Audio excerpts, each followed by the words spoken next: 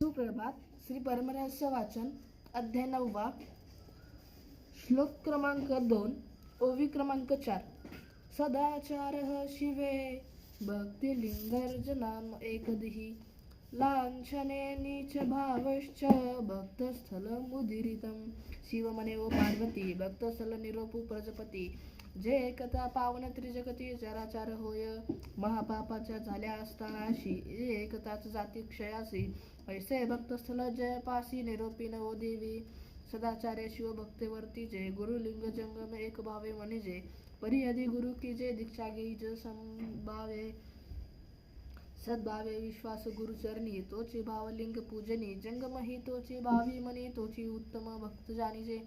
जेथे देखे गुरु लांछन, तेथे सद्भावे करी शरण, निरभिमानी होऊन करी भक्ती. एक भावे धरी प्रेम, वंदी सदा गुरुलिंग जंगम, त्यासी तीर्थ प्रसादाचा नेम.